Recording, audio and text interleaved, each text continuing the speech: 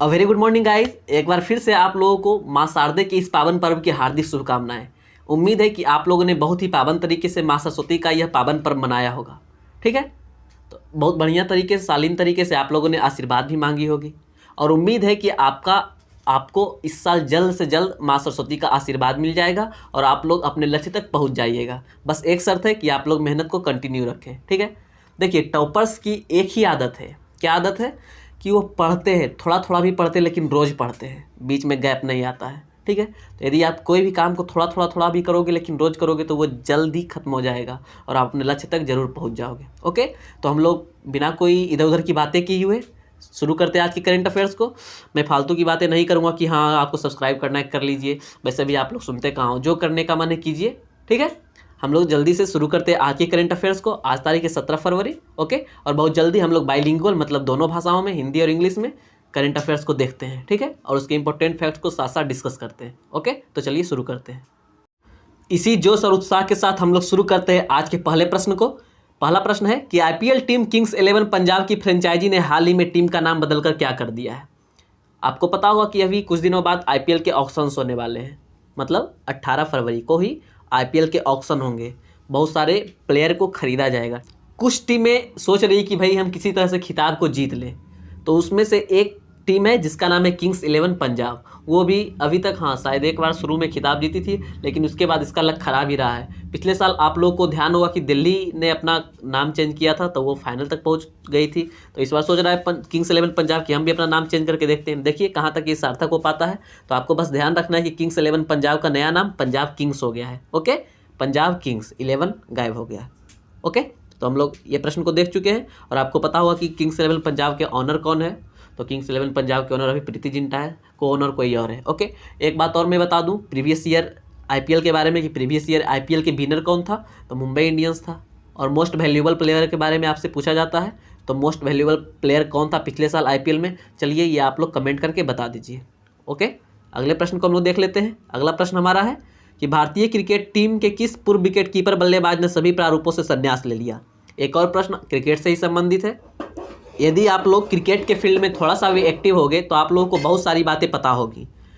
क्या पता होगी कि कल ही नमन ओझा साहब ने क्रिकेट के सभी प्रारूपों से संन्यास ले लिया। ओके, नमन ओझा एक विकेट कीपर बैट्समैन थे और बहुत सारे आईपीएल टीम की ओर से, साथ ही साथ इंडिया के इंटरनेशनल टीम में भी खेल चुके हैं। ओके, और बहुत बार तो रणजी ट्रॉफी भी खेल चुके हैं। मिला जुला के ये करीब 25 साल पूरे क्रिकेट को एंजॉय किए हैं।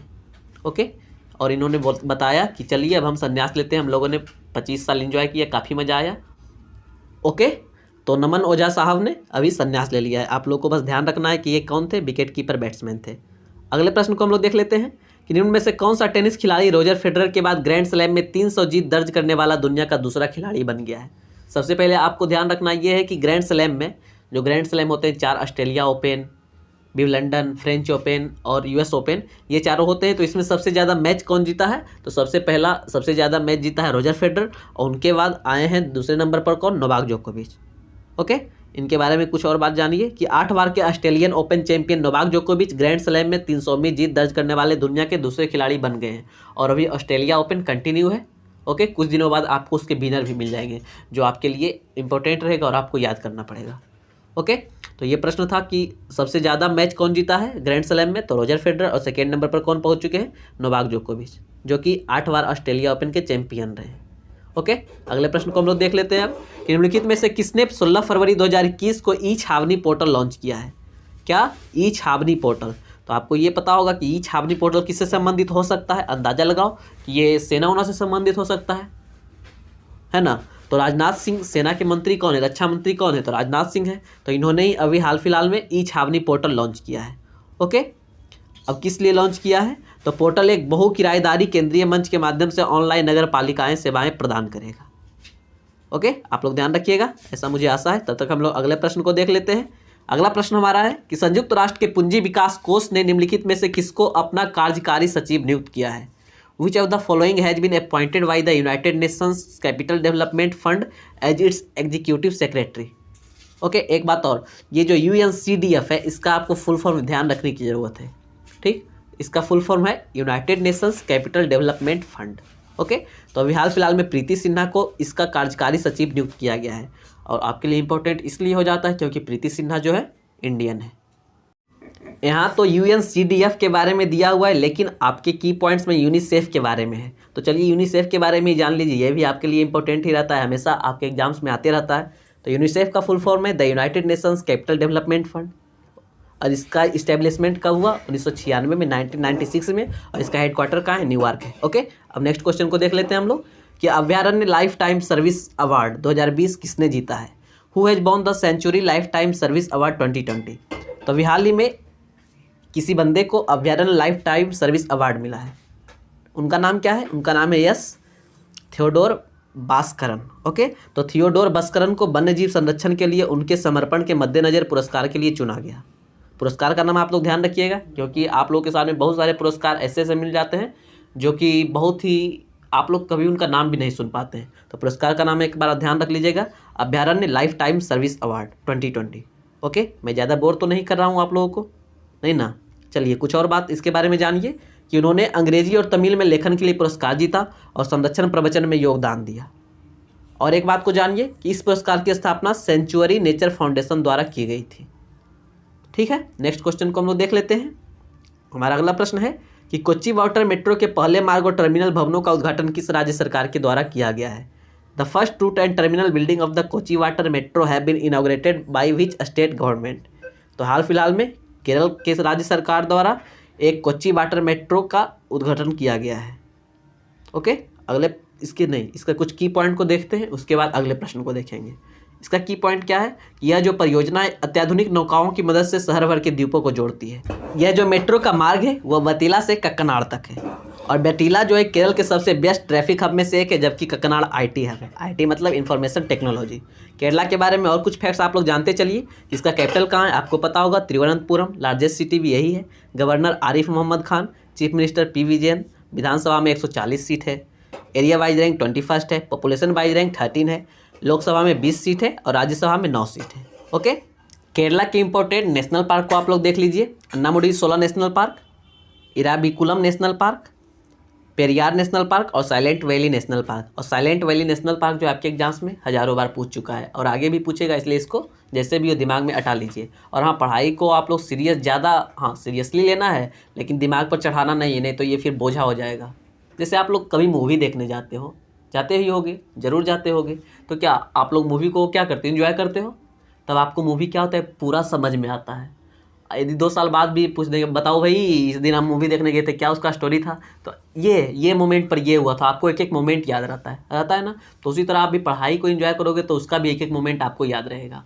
बाकी चॉइस इज योर्स कि आप पढ़ाई को एंजॉय करके पढ़ते हो या फिर उसको बोझा बना लेते हो। ठीक है, अब आप जैसा समझो। हम लोग अगले प्रश्न को देख लेते हैं। नहीं, केरला के बारे में आज बहुत सारा चीज़ जानना है आप लोग को, देखते चलिए। केरला का ये देखिए लोकेशन है, बस ये 2 राज्य से बाउंड्री अपना शेयर करता है, कर्नाटक से और तमिलनाडु से, और बाकी इधर समुद्र तो है ही। अब नेक्स्ट प्रश्न को देखते हैं। अब केरला से जान छूटी है। अगला प्रश्न है कि मुस्कान किस राज्य में सबसे कम उम्र की जिला परिषद अध्यक्ष बनी है? तो हिमाचल प्रदेश में सबसे कम उम्र की जिला परिषद अध्यक्ष बन गई है। कौन? उसका नाम है मुस्कान। वाह, नाइस नेम है। मुस्कान जो है पूरे भारत में सबसे कम उम्र की जिला परिषद बनी है, जिला परिषद अध्यक्ष। ठीक है, वो किस राज्य की रहने वाली? हिमाचल प्रदेश की। हिमाचल प्रदेश के बारे में अब कुछ बात जान लीजिए आप लोग। किसके यूनियन टेरिटरी कब बनाया गया? 1956 में। स्टेट का दर्जा कब मिला? 1971 में। इसका कैपिटल कहाँ है? शिमला है। ओके, इसके 12 डिस्ट्रिक्ट है। इसके गवर्नर अभी बंदारू दत्तात्रेय हैं, चीफ मिनिस्टर जयराम ठाकुर जी हैं। इसके विधानसभा में 68 सीट है, राज्यसभा में 3 और लोकसभा में 4 सीट है। एरिया वाइज रैंक 17 है और पॉपुलेशन वाइज रैंक 21 है। और इसका ग्रेट हिमालयन नेशनल पार्क और पिन वैली नेशनल पार्क काफ़ी ज़्यादा ही महत्वपूर्ण है, और ये भी काफ़ी बार एग्जाम्स में पूछे गए हैं। 2 वैली हैं। ओके, एक पिन वैली है, एक साइलेंट वैली है। तो पिन वैली नेशनल पार्क जो है उत्तराखंड में है, हिमाचल प्रदेश में है, और साइलेंट वैली नेशनल पार्क जो है केरल में है। आप लोग कंफ्यूज नहीं होइएगा। और फ्लावर्स वैली उत्तराखंड में है। अब अगले प्रश्न को हम लोग देख लेते हैं। खैर छोड़िए, इसका लोकेशन तो आपको बार बार हिमाचल प्रदेश न्यूज में आता ही होगा, इसका लोकेशन आप लोग को पता ही होगा। हम अगले प्रश्न को कंसंट्रेट करेंगे कि कौन भारतीय महिला ऑक्सफोर्ड के छात्र संघ की प्रमुख बनी है? Which Indian women became the head of Oxford students union? तो अभी हाल फिलहाल में रश्मि सामंत जी ऑक्सफोर्ड के छात्र संघ की प्रमुख बनी है। ओके, इनके बारे में और ज़्यादा कुछ बातें नहीं, ऑक्सफोर्ड के बारे में ज़्यादा कुछ बातें नहीं, क्योंकि ऑक्सफोर्ड के बारे में आपको बहुत सारी बातें पता होगी। ओके, और ये सारा पूछता भी नहीं है जी। अगले प्रश्न को हम लोग देख लेंगे। अगला प्रश्न हमारा है कि मणिपुर के उच्च न्यायालय के मुख्य न्यायाधीश के रूप में किसे नियुक्त किया गया है। तो अभी हाल ही में पुलगोरू वेंकट संजय कुमार जी को मणिपुर के उच्च न्यायालय के मुख्य न्यायाधीश के रूप में नियुक्त किया गया है। देखिए ये पूछेगा तो नहीं, लेकिन यदि अभी करंट में एग्जाम है तो आप लोग प्लीज़ एक बार देख के चलो, पूछने के चांसेस बहुत ही कम है, बस एक बार देखने में क्या हर्ज है। आ गया तब भी ठीक, नहीं आया तब तो नहीं आया। चलिए इनके बारे में जानिए। जो वेंकट संजय कुमार जी हैं ये इससे पहले पंजाब और हरियाणा के उच्च न्यायालय में न्यायाधीश के रूप में कार्य कर चुके थे। ओके, तो और अभी इन्हें हाल फिलहाल में मणिपुर के उच्च न्यायालय में बनाया गया है मुख्य न्यायाधीश। ठीक है, अगले प्रश्न को हम लोग देख लेते हैं कि प्रधानमंत्री नरेंद्र मोदी ने उत्तर प्रदेश के किस जिले में महाराजा सुहेलदेव स्मारक और चित्तौड़ा झील के विकास कार्य का शिलान्यास किया है। तो आप लोग चित्तौड़ समझ के राजस्थान नहीं चले जाइएगा, ये बस उत्तर प्रदेश में है। ओके, और उत्तर प्रदेश के बहराइच में ही महाराजा सुहेलदेव के स्मारक और चित्तौड़ झील के विकास कार्य का शिलान्यास किया है। ऐसा क्यों हुआ भाई? क्योंकि आज कल ही सुहेलदेव जी का जन्म दिवस था। ठीक है, और इसी शिलान्यास में उन्हीं के जन्म दिवस के उत्सव पर एक शिलान्यास किया गया है, उनका स्मारक का और चित्तौड़ा झील के साथ साथ विकास कार्य का भी। ओके, तो आप लोग ध्यान रखिएगा। पूरी परियोजना में महाराजा सुहेलदेव की समान प्रतिमा की स्थापना के साथ साथ गेस्ट हाउस, कैफेटेरिया और बच्चों के पार्क जैसी विभिन्न पर्यटक सुविधाओं का विकास होगा। तो ये सारा आपके लिए इंपॉर्टेंट नहीं है, बस आप लोग ध्यान रखिएगा कि सुहेलदेव का एक मूर्ति का शिलान्यास किया जा रहा है। कहाँ? तो बहराइच में, उत्तर प्रदेश के। ओके, अब अगले प्रश्न को हम लोग देख लेते हैं कि विश्व व्यापार संगठन की पहली महिला और पहली अफ्रीकी महानिदेशक कौन बने हैं। तो मैंने अभी आपको कुछ दिन पहले ये प्रश्न को बताया था, रिपीटेड प्रश्न है कि गोजी ओकेंजो को विश्व व्यापार संगठन की पहली महिला और पहली अफ्रीकी महानिदेशक बनने का गौरव हासिल हुआ है। ये कहाँ के हैं? ये नाइजीरिया के हैं, मैंने आपको कई बार बता चुका हूँ। और ये पूर्व महानिदेशक रॉबर्ट अजेवेदो का स्थान लेंगी। और रॉबर्ट अजेवेदो ने जो अगस्त 2020 में ही इस्तीफा दे दिया था बीच कोरोना महामारी में, अब पता नहीं किस कारण। चलिए अगले प्रश्न को हम लोग देख लेते हैं कि हाल ही में किस राज्य के द्वारा अभ्युदय योजना का उद्घाटन किया गया है। Recently which state has inaugurated the Abhyudaya scheme. तो उत्तर प्रदेश के द्वारा एक योजना का उद्घाटन किया गया है जिसका नाम है अभ्युदय स्कीम। और यह किसके लिए है? यह जो स्कीम है यह किस लिए है? तो यह स्कीम है कि यह कार्यक्रम जो है IAS, IPS, PCS, NDS, CDS, NEET, JEE, SSC जितने भी प्रतियोगी परीक्षा है उसके लिए मुफ्त कोचिंग सेंटर प्रदान करेगा। योजना का नाम है अभ्युदय योजना। ओके, अब उत्तर प्रदेश के बारे में आप लोग जान लीजिए। उत्तर प्रदेश का कैपिटल पता ही होगा, Lucknow, largest city Kanpur, governor Anandiben Patel, chief minister Yogi Adityanath ji, deputy CM Keshav Prasad Maurya. विधानसभा में सबसे ज़्यादा 403 सीट, विधान परिषद में सबसे ज़्यादा 100 सीट, राज्यसभा में सबसे ज़्यादा 31 सीट और लोकसभा में भी सबसे ज़्यादा 80 सीट। इसका हाई कोर्ट जो है main branch Allahabad high court Prayagraj, और इसका शाखा मतलब ब्रांच कहाँ है? लखनऊ। ओके, उसको खंडपीठ बोलते हैं। एकमात्र national park Dudhwa national park. और उत्तर प्रदेश जो है सबसे ज़्यादा राज्यों के साथ सीमा साझा करता है, ये तो आपको पता ही होगा। क्यों? क्योंकि लोकेशन बड़ा भी है, एरिया में बड़ा है, साथ साथ बीच में भी स्थित है। ठीक है, तो आप लोग ध्यान से एक बार उत्तर प्रदेश के लोकेशन को देख लो। ओके, तब तक हम अगले प्रश्न को देख लेते हैं कि हाल ही में पश्चिम बंगाल में ममता बनर्जी के द्वारा गरीबों को 5 रुपये में भोजन उपलब्ध कराने के लिए कौन सा योजना शुरू किया गया है। तो recently which scheme has been started by Mamata Banerjee in West Bengal to provide food to the poor for 5 rupees. तो माँ योजना। कौन? माँ योजना। 2 योजना है, माँ योजना एक अम्मा योजना। तो अम्मा रसोई और एक इंदिरा रसोई। तो इंदिरा रसोई राजस्थान का है, माँ योजना अभी आप लोगों ने पढ़ा पश्चिम बंगाल का, और एक अन्ना या अम्मा करके जो आता है वो तमिलनाडु का है। ओके, तो ध्यान रखिएगा, कंफ्यूज नहीं होना है। तो इस जो माँ योजना है ये कहाँ चलाया गया है? पश्चिम बंगाल में। किनके द्वारा शुरू किया गया? ममता बनर्जी के द्वारा। अभी चुनाव का सीजन आने वाले इसलिए बहुत सारे योजना लागू होंगे पश्चिम बंगाल में, और मैंने ये बराबर आपसे बताया है कि पश्चिम बंगाल अभी बराबर न्यूज में रहेगा। क्यों? क्योंकि चुनाव होने वाले हैं, बहुत सारे जुमले होंगे, बहुत सारा शिलान्यास होगा कार्यों का। अब देखिए क्या क्या होता है। तो इसी कड़ी में एक और योजना शुरुआत हुई है जिसका नाम है माँ योजना। इसमें क्या किया जाएगा? अच्छी पहल है कि गरीबों को 5 रुपये में ही भोजन उपलब्ध कराया जाएगा। ठीक है, लेकिन इसके जगह पर यह होता कि ज़रूरतमंदों को 5 रुपये में भोजन उपलब्ध कराया जाता है। ठीक है, अब देखिए जो उनको सही लगा। अब देखिए इस योजना में और क्या है। इस योजना के तहत स्व सहायता समूह हर दिन दोपहर 1 से 3 बजे रसोई संचालित करेंगे और चावल, दाल, एक सब्जी और जो भी पेश करना है पेश करेंगे। ओके, अब हम अगले प्रश्न को देख लेते हैं कि प्रधानमंत्री नरेंद्र मोदी ने 16 फरवरी 2021 को किस राज्य में बहराइच में महाराजा सुहेलदेव के स्मारक का शिलान्यास किया। यह हमारा रिपीटेड प्रश्न है, आज का ही है। इसके की पॉइंट्स को आप लोग देख लीजिए। ये की पॉइंट्स हमारा है कि महाराजा सुहेलदेव जो थे 11वीं सदी में श्रावस्ती के सम्राट थे। सुहेलदेव ने महमूद गजनबी के भांजे सलार मसूद को मारा था और राजभर और जाति के लोग उन्हें अपना वंशज मानते हैं। जिनको पूर्वांचल के कई जिलों में खास प्रभाव है। ठीक है, तो महाराजा सुहेलदेव उसी समय के थे जब महमूद गजनवी इंडिया आया था, और उनके भांजे को सलार मसूद उनका नाम था, इन्होंने मार दिया था, इसलिए काफ़ी फेमस थे। इनका स्टैचू का निर्माण कहाँ किया गया है? उत्तर प्रदेश के बहराइच में, अभी आप लोगों ने ऊपर पढ़ा। ठीक है, अब अगले प्रश्न को हम लोग देख लेते हैं। अगला क्या, पिछले प्रश्न को देखते हैं, मतलब कि question of the last day को। यह वह प्रश्न है जो आपसे कल पूछा गया था। प्रश्न है कि सरकार द्वारा निर्धारित न्यूनतम समर्थन मूल्य, एमएसपी, अभी काफ़ी इंपॉर्टेंट है, आप लोग जैसे भी इसको रट लीजिए, बहुत ज़्यादा इंपॉर्टेंट है। इसका full form minimum support price. Okay, तो एमएसपी पर सलाह कौन देता है? सरकार द्वारा निर्धारित न्यूनतम समर्थन मूल्य पर सलाह कौन देता है? तो इस पर सलाह कृषि लागत और मूल्य आयोग देता है। इसका जवाब बहुत सारे लोगों ने बहुत ही सही दिया। आप लोग भी प्लीज़ जवाब दिया करो, जवाब देने में कोई हर्ज नहीं है। यदि आपको आता नहीं है तो प्लीज़ कमेंट कर लिया करो, सर्च कर लिया करो गूगल से। ओके गूगल बताइए इसका जवाब क्या होगा, आपको तुरंत से जवाब मिल जाएगा। तो बहुत सारे लोगों ने बहुत सही जवाब दिया।